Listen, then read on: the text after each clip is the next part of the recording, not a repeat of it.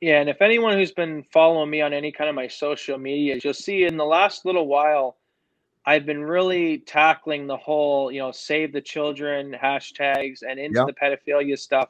And why that is, I find it very hypocritical that, yeah, when we look at the news cycle and we look at history, we had, yeah, the civil rights movement for, minorities and black people. We've had the women's right movement for women and feminism and Yeah. all these other movements, gays, trans, all the stuff, but I don't see a movement for children, which is the Yeah. most vulnerable and precious subsection of our culture than anyone else. And I think why that there's never been that push to protect the kids, or that they can never be the protected class, is because the elites and the ones that run all this stuff know that, well, it's the children is where we shape the future. If Exactly. we start doing a good job at an early age, and if we start not traumatizing or putting rules in place where these people, the kids, are protected, we won't get the culture of authoritarianism that we want. And let me use an example.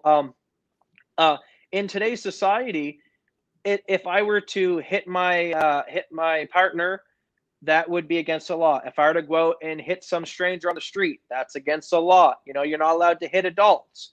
But it is legal in a lot of countries to still spank or hit your child as a form of discipline. So I find it weird that you can't hit your grandma who's got dementia. You can't Mhm. hit your wife. You can't Mhm. hit a stranger. You can't hit anyone. The only one who's not the protected person who you can still hit in our society is children. And it's because we Yeah. have the children who've never had their movement of protect them and their civil rights being protected the same way that Yeah. we've had every other minority movement had their time.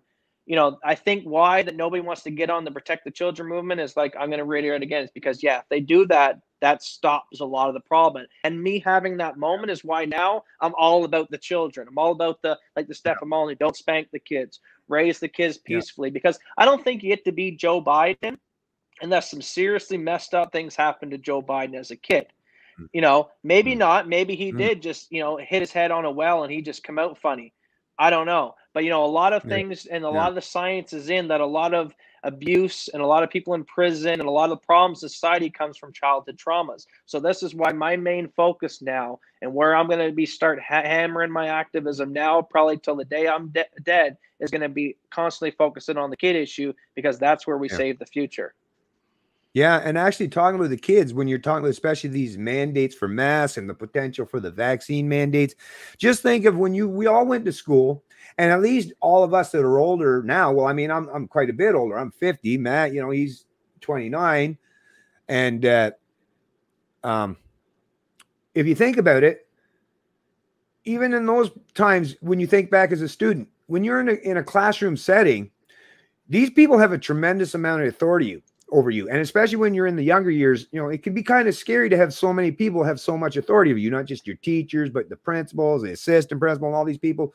And that obedience, that conformity is something that's always out front and center. And I'm just picturing and I'm visualizing in my mind now the example. And that's the thing, every classroom that you've ever been in, there's the class clown, there's the teacher's pet, but there's always a couple of kids that just won't submit, maybe a little bit. And they're always the ones that are here. Let's give these kids some pills because for some reason they just won't submit to my authority, right? So you find some ways to beat that fear into them so that they will eventually. But I'm thinking about today. You're not talking just a matter of, if your kid forgot their supplies at home or they didn't have their calculator.